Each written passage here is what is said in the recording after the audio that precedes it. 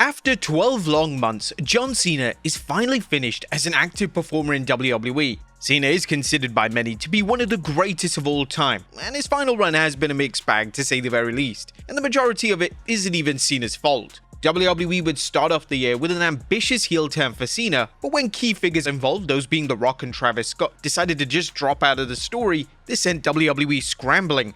Cena's heel turn didn't live up to the expectations, but when he turned babyface again in the summer, he was able to have classic matches against the likes of Cody Rhodes and AJ Styles. While Cena's final run has certainly had some negative aspects, there's been a plethora of hidden details within the run that need to be appreciated. Join us now as Wrestlelamia looks at things nobody noticed during John Cena's WWE retirement. Be sure to subscribe and hit that notification bell for daily wrestling videos. Number 11. Jey Uso checks on Cody Rhodes.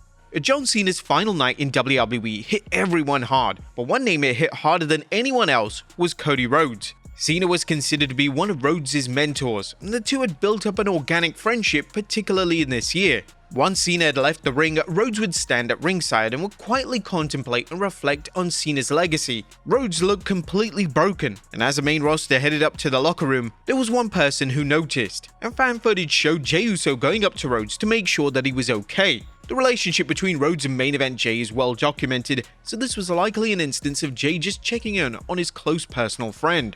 It was something that the cameras didn't pick up on, but thankfully fan footage exists of this truly wholesome moment. Number 10. A prelude to the heel turn.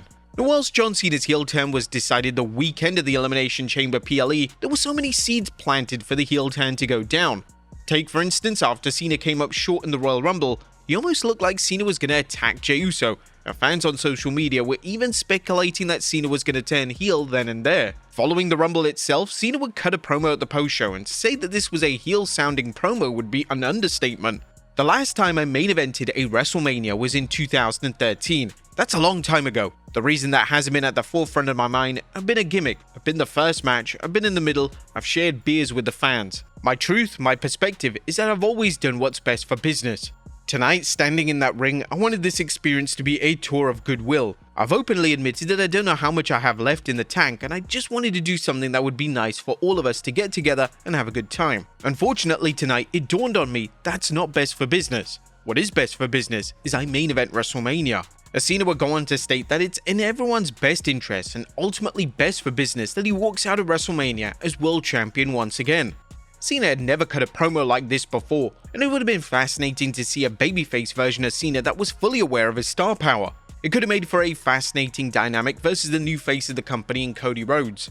Then inside the Elimination Chamber, Cena acted with intent, and it became apparent that Cena had already turned to the dark side before he was even noticed by fans. The final two of the men's Elimination Chamber were Cena and CM Punk, and just as it looked like Punk was going to be victorious, Seth Rollins would cost Punk the match with a brutal stomp. Cena oversaw these shenanigans, and in a rare move, Cena didn't hesitate and he locked in the STF on Punk. This was also a rather sinister looking STF, which was a sign that WWE Great wasn't holding back and was already pronounced a heel.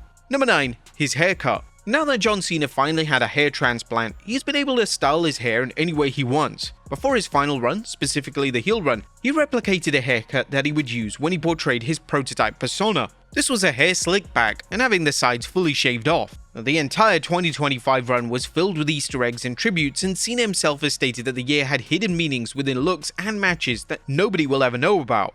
Number 8. The towel. John Cena's trademark towel has been a key part of Cena's entrance for some time now, and it's been a top merchandise seller for WWE. However, something was different about the towel gimmick in 2025, as Cena would seemingly drop the towel on the floor during his entrance rather than throwing it into the crowd, as it seemed that the towel belonged to the arena that Cena was last wrestling in. It was also perhaps a way of Cena telling the audience that this was it, but another theory suggests that Cena wanting to keep the towel as a keepsake and dropping it during his entrance was his way of making sure the towel remained safe and in good hands.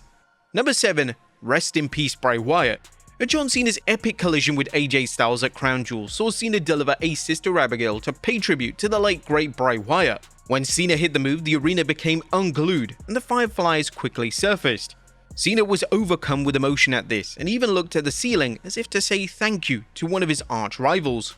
Cena and Wyatt had a brutal feud back in 2014 and 2020 respectively, and Cena considers the Firefly Funhouse match to be amongst the finest work of his entire career. Number 6. CM Punk in the crowd. as CM Punk is one of John Cena's close personal friends, and Punk wanted a front row seat to watch two of Cena's final matches. A crown jewel, Punk would actually be seen in the crowd watching Cena wrestle AJ Styles. Then during Cena's final ever WWE match versus Gunther, Punk could be seen in the crowd along with Bayley watching the action. Punk could have easily watched these matches from the gorilla position, but it's likely that he wanted to feel the emotion of the crowd and witness these matches as a pure wrestling fan. Number 5. The hat. John Cena is synonymous with baseball caps, and when he turned heel at the start of the year, WWE and Cena made one big change to the appearance of his caps. Before Cena's heel turn, the "You Can't See Me" logo on his cap had the C behind the Prohibition sign, but then after his heel turn, the letter C was in the front of the sign referencing "You Can See Me." This was a subtle change and not a lot of fans noticed. Naturally, when Cena reverted back to his babyface status in August, the hat design was quickly reworked back to the original. Number 4. The promo. Perhaps John Cena's most iconic promo of the year was his version of the pipe bomb on CM Punk. The promo received universal acclaim and was the most authentic promo work of Cena's entire heel run. The promo was notable as it saw Cena reference non-WWE talents such as Nick Nemeth, aka Dolph Ziggler, and Matt Cardona, aka Zack Ryder. I hate this idea of you, this idea that you're the best in the world. You're not. I'm the greatest of all time. You're better than me at one thing. You're the best bullshitter in the world. Oh no, kiddos, John Cena just dropped a curse word. That means the show is completely off the rails. Hey Stu, shoot this. Hey, I'm breaking the fourth wall. The truth is, Punk, I'm jealous of you, and I'm jealous that you have conned these people into believing the myth that you're the best in the world. Hey Claudia Castagnoli, hey Nick Nemeth, hey Matt Cardona, how you guys doing? And naturally, the inclusion of these names received a huge pop, and two of the names would go on to make WWE returns for one-off matches later in the year. Sadly for Castagnoli, he's still an AEW contracted talent, so a one-off return wasn't remotely possible. Number 3, his tan. During John Cena's final Raw at Madison Square Garden, you may have not noticed, but Cena was tanned for the first time in years. The reason Cena had stopped tanning was due to a skin cancer diagnosis, but thankfully Cena was able to get treatment for this, and he's now left with 2 marks on his body from the respective surgeries. Cena would reflect on his cancer journey during an interview with People, stating, "A year later, I went back and had another spot removed close to my right shoulder. It shows up like a white polka dot on the side of my chest and on my shoulder. If you watch WWE, you'll be able to see them." Now, in typical Cena fashion, he has turned his cancer battle into something positive as he became the official spokesperson for Neutrogena's Sunscreen You Can't See campaign. Number 2, almost breaking character. When John Cena won the WWE title at WrestleMania 41, he had an interesting encounter with a young fan during his title celebration. Cena would look into the fan's eyes, and it was almost as if he was questioning whether the heel persona was the right call. This would then become a common trend for his big matches moving forward, as fan interactions would become more frequent, and it was almost as if it was dawning on Cena that he needed to revert back to his babyface status. And number 1, You Can't See Me. John Cena and Cody Rhodes had a tough task at SummerSlam 2025. The match would officially act as a rematch to their infamous WrestleMania encounter, and this matchup was so poorly received that some considered to be one of the worst WrestleMania main events in company history. But thankfully, everything in the rematch worked. Cena was back to his babyface roots, and both men delivered an all-time classic that received universal acclaim. The crowd were rabid for this matchup, and the crowd was so loud that Cena delivered his iconic "You Can't See Me" taunt, and it was literally heard outside of the MetLife Stadium.